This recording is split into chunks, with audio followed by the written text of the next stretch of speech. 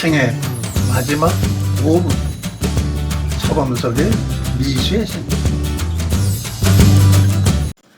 1849년 12월 러시아 세메네포 광장에 위치한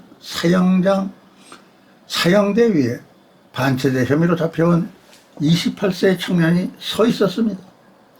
집행관이 소리쳤습니다. 사형 전 마지막 5분을 주겠다. 단 5분. 사형수는 절망했습니다. 내 인생이 이제 5분 뒤면 끝이라니 나는 이 5분 동안 무엇을 할 수 있을까? 그는 먼저 가족과 동료들을 생각하며 기도했습니다. 사랑하는 나의 가족과 친구들, 먼저 떠나는 나를 용서하고 나 때문에 너무 많은 눈물을 흘리지 마십시오. 그리고 너무 슬퍼하지 마십시오. 집행관은 2분이 지났음을 알렸습니다. 후회할 시간도 부족하구나. 난 왜 그리 헛된 시간을 살았을까? 찰나의 시간이라도 더 주었으면. 마침내 집행관은 마지막 1분을 알렸습니다.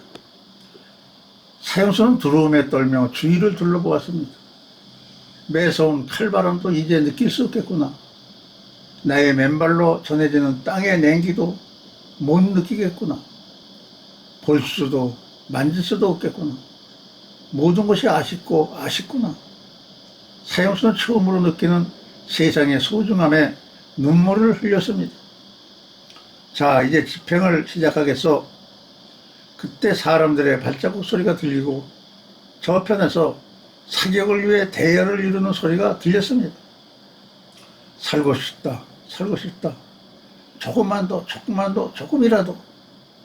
철컥 탄환을 장전하는 소리가 그의 심장을 뚫었습니다. 그런데 바로 그 순간 멈추시오. 형 집행을 멈추시오. 한 병사가 신수군을 흔들며 형장으로 달려왔습니다. 사형 대신 유배를 보내라는 황제의 급박한 정갈이었습니다. 가까스로 사형은 멈췄고 사형수는 죽음의 문턱에서 극적으로 돌아왔습니다. 그 사형수는 누구일까요? 바로 러시아의 대문호 토스토에프스키였습니다. 죽음의 문턱에서 돌아온 그날 밤 토스토에프스키는 동생에게 편지를 썼습니다. 지난 날들을 돌이켜보고 실수와 게으름으로 호송했던 날들을 생각하니 심장이 피를 흘리는 듯하다. 인생은 하나님의 선물, 모든 순간은 영원의 행복일 수도 있었던 것을 조금 젊었을 때 알았더라면 이제 내 인생은 바뀔 것이다. 다시 태어난다는 말이다.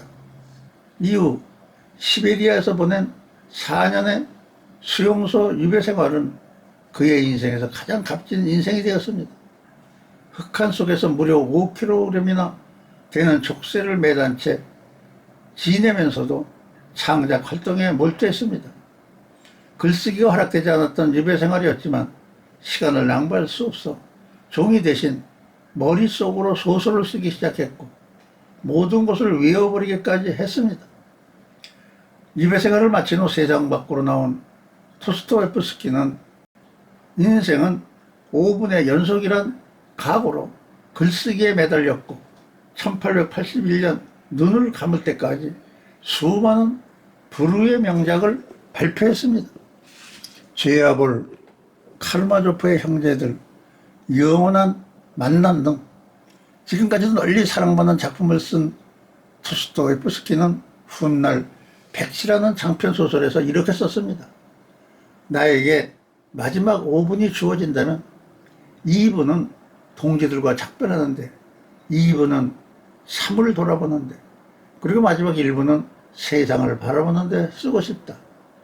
언제나 이 세상에서 숨을 쉴 수 있는 시간은 단 5분뿐이다. 도스토옙스키가 그때 사형으로 죽지 않은 것은 아직 하나님이 정하신 때가 이르지 않았기 때문일 것이며 어떠한 목적과 계획이 있었기 때문일 것이라고 생각했습니다. 우리는 흔히 시간은 돈이라고 합니다.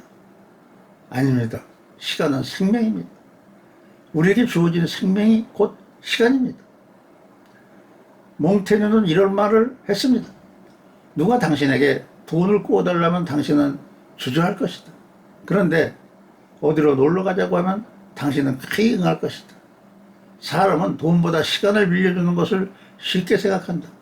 만일 사람들이 돈을 아끼듯이 시간을 아낄 줄 알면 그 사람은 남을 위해 보다 큰 일을 하며 크게 성공할 것이다. 시간을 관리할 줄 아는 사람은 지혜로운 사람입니다. 시간과 나이는 붙잡을 수 없지만 잘 관리해야 합니다. 시간 관리는 우선순위를 관리하는 것입니다. 우선순위를 잘 관리하기 위해서는 분별력이 있어야 합니다. 가장 본질적인 것이 무엇인지 분별할 수 있어야 합니다.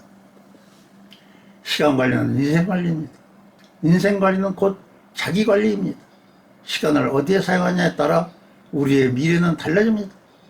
시간을 정복하기 위해서는 자신을 정복해야 합니다. 자신을 정복하기 위해서는 새벽을 정복해야 합니다.